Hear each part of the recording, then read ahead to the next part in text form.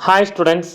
അപ്പോൾ Jose allotment process തുടങ്ങുന്നതിന് മുമ്പ് നമുക്ക് ഏതൊക്കെ കോളേജിലാണ് നിങ്ങൾക്ക് സീറ്റ് കിട്ടാൻ സാധ്യത എന്ന് അറിയുന്നതിൻ്റെ ഭാഗമായിട്ടാണ് ലാസ്റ്റ് റാങ്ക് ഡീറ്റെയിൽസുമായി ബന്ധപ്പെട്ടിട്ടുള്ള വീഡിയോസ് ഞാൻ ചെയ്യുന്നത്.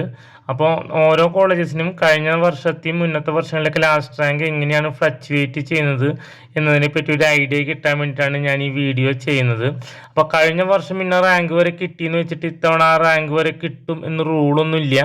പക്ഷേ നമുക്കൊരു ബേസിക് ഐഡിയ കിട്ടും ഏതൊക്കെ ഒരു റാങ്ക് വരെയുള്ളവർക്കാണ് കഴിഞ്ഞ വർഷങ്ങളിലൊക്കെ കിട്ടിയിട്ടുള്ളത്, ഇന്ന കോളേജിൽ എത്ര റാങ്ക് വരെ കഴിഞ്ഞ വർഷം വന്നു, അതിന് മുന്നത്തെ വർഷം എങ്ങനെയാണ് വന്നിട്ടുള്ളത്. കാരണം ഓരോ വർഷവും കുട്ടികൾ അപ്ലൈ ചെയ്യുന്ന രീതി, കേരളത്തിൽ നിന്നുള്ള കുട്ടികളുടെ റാങ്ക്, കേരളത്തിന് പുറത്തുനിന്നുള്ള കുട്ടികളുടെ റാങ്ക്, ഇതൊക്കെ തമ്മിൽ ഐഡിയലി ഒരേപോലെ ആവണമെന്നില്ല. അതുകൊണ്ടാണ് ഓരോ വർഷവും ചെറിയ ചെറിയ വ്യത്യാസങ്ങൾ വരുന്നത്. അപ്പോൾ നമുക്ക് ആദ്യം NIT കാലിക്കറ്റിൻ്റെ ലാസ്റ്റ് റാങ്ക് ഡീറ്റെയിൽസിനെ പറ്റി തന്നെ ആദ്യം നോക്കാം. അപ്പോൾ NIT കാലിക്കറ്റിനെ സംബന്ധിച്ച് നമ്മൾ ഹോം സ്റ്റേറ്റ് ആണ് കേരളത്തിലെ സ്റ്റുഡൻസിനെ സംബന്ധിച്ചിട്ട്. അപ്പോൾ ഹോം സ്റ്റേറ്റിൻ്റെ ലാസ്റ്റ് റാങ്ക് ഡീറ്റെയിൽസ് ആണ് ഞാനിവിടെ കൊടുത്തിട്ടുള്ളത്. 2022 ജനറൽ കാറ്റഗറിയിൽ 342 വരെയാണ് പോയത്. 2023 ഇപ്പോൾ 163ലേക്ക് അത് താന്നു. അതുപോലെ തന്നെ OBC കാറ്റഗറിയിൽ 253 റാങ്ക് വരെയായിരുന്നു ഉണ്ടായിരുന്നത്. അത് 2023 അപ്പോൾ 97 ആയിട്ട് മാറി. അപ്പോൾ ഇത് അങ്ങോട്ടോ ഇങ്ങോട്ടോ വ്യത്യാസങ്ങൾ വരുന്നൊരു കാര്യമാണ്. ഇത് ജനറൽ റാങ്ക് ആണ് ഇതിൽ കൊടുത്തിട്ടുള്ളത്. അപ്പോൾ സീറ്റ്സ് വ്യത്യാസമൊന്നും വന്നിട്ടില്ല, പക്ഷേ റാങ്കിങ്ങിലാണ് ഈ വ്യത്യാസം വരുന്നത്. SPA ഡൽഹിയുടെ വരുമ്പോൾ കാറ്റഗറിയിൽ 2022 204 റാങ്ക് വരെ ആയിരുന്നത് 2023 ആയപ്പോൾ 138 ആയി. അതുപോലെ തന്നെ OBC കാറ്റഗറിയിൽ 246 ആയിരുന്നു 2022, അത് 186 ആയിട്ട് ബാക്കിലോട്ട് വന്നു.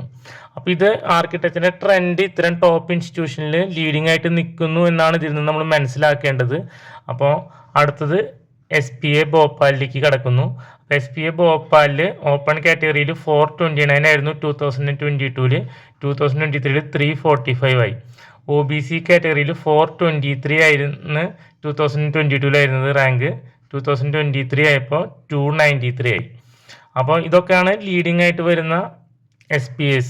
SPA ഡൽഹി കഴിഞ്ഞു, ഇനിയിപ്പോൾ SPA ഭോപ്പാൽ കഴിഞ്ഞു. അടുത്തത് സൗത്ത് ഇന്ത്യയിലത്തെ SPA എന്ന രീതിയിൽ SPA വിജയവാഡ. അപ്പോൾ SPA വിജയവാഡയിൽ 2022 581 ആണ് ലാസ്റ്റ് റാങ്ക് ആയിട്ട് വന്നിട്ടുണ്ടായിരുന്നത്. അത് 2023 ആയപ്പോൾ 461 ആയി.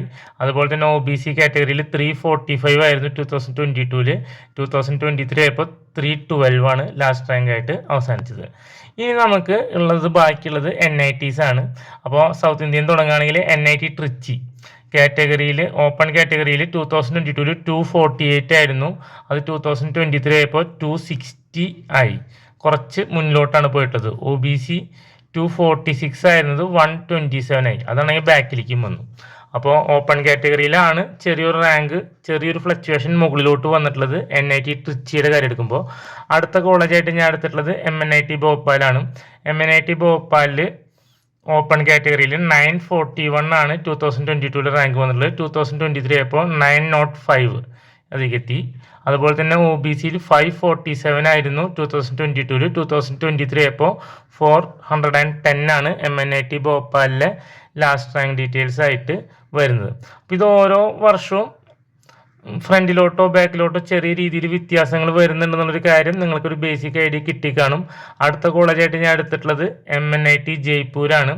ഓപ്പൺ കാറ്റഗറിയിൽ 732 ആയിരുന്നു 2022, അത് 2023 ഇപ്പോൾ 565 ആയി.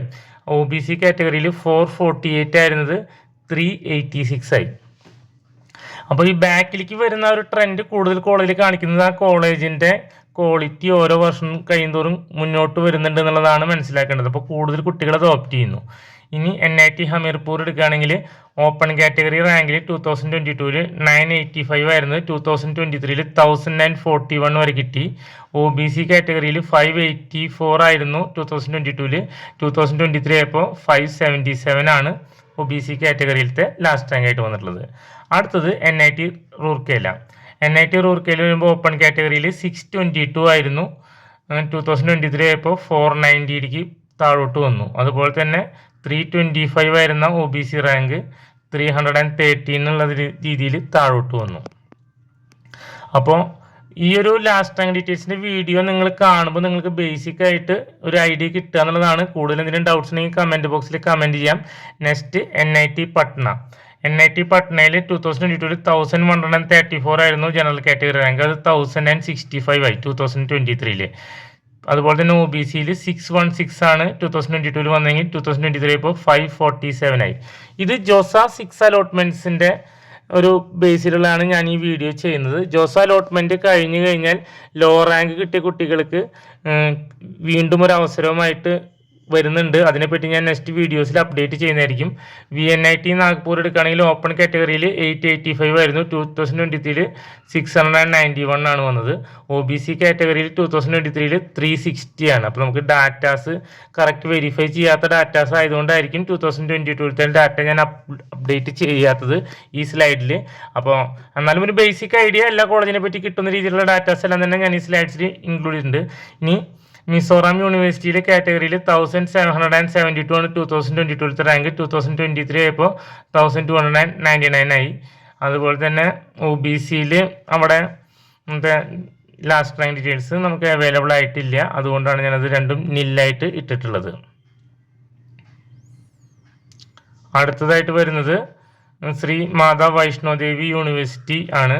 അവിടെ ഓപ്പൺ കാറ്റഗറിയിൽ 1709 ആണ് 2022 ലാസ്റ്റ് റാങ്ക് ഡീറ്റെയിൽസ്. 2023 ആയപ്പോൾ 1245 ആയി. അതുപോലെ OBC കാറ്റഗറിയിൽ 622 വരെയാണ് മാതാ വൈഷ്ണോദേവി യൂണിവേഴ്സിറ്റിയിൽ 2023 ലാസ്റ്റ് റാങ്ക് വന്നിട്ട് അവസാനിച്ചിട്ടുള്ളത്. ഇനി നമുക്ക് ഒരു കോളേജും കൂടിയാണ് ബാക്കി ഉണ്ടാവുക. അപ്പോൾ ആ ഒരു കോളേജ് ബിറ്റ്സ് മെർസിയാണ്. അപ്പോൾ ബിറ്റ്സ് മെർസ എന്ന് പറയുന്ന കോളേജിൽ നമുക്ക് ഓപ്പൺ കാറ്റഗറിയിൽ 1183 ആയിരുന്നു 2022. 2023 ഇപ്പോൾ 1039 ആയി. അതുപോലെ തന്നെ OBC കാറ്റഗറി 534 വരെയാണ് അവിടെ ഫില്ലായിട്ടുള്ളത്. ഇത് ജോസ അലോട്ട്മെന്റ് പ്രോസസ്സുമായി ബന്ധപ്പെട്ട് ഒഫീഷ്യൽ വെബ്സൈറ്റിൽ നിന്നും മറ്റും കിട്ടിയിട്ടുള്ള ഡാറ്റാസ് കളക്ട് ചെയ്തുകൊണ്ടാണ് ഞാൻ ഈ ഒരു വീഡിയോ ചെയ്തിട്ടുള്ളത്. ഇതിൽ ജനറൽ കാറ്റഗറിയും OBC കാറ്റഗറിയും മാത്രമാണ് ഞാൻ ഇൻക്ലൂഡ് ചെയ്തിട്ടുള്ളത്. മറ്റ് SC ST കാറ്റഗറി, അതുപോലെ തന്നെ ഫീമെയിൽ കാറ്റഗറി റിസർവേഷൻ റാങ്ക് മുതലായ കാര്യങ്ങളെല്ലാം തന്നെ വരുന്ന ദിവസങ്ങളിൽ അതുമായി ബന്ധപ്പെട്ട് ഡൗട്ട്സ് ഉള്ള കുട്ടികൾക്ക് നമ്മൾ ക്ലിയർ ചെയ്ത് കൊടുക്കുന്നതായിരിക്കും.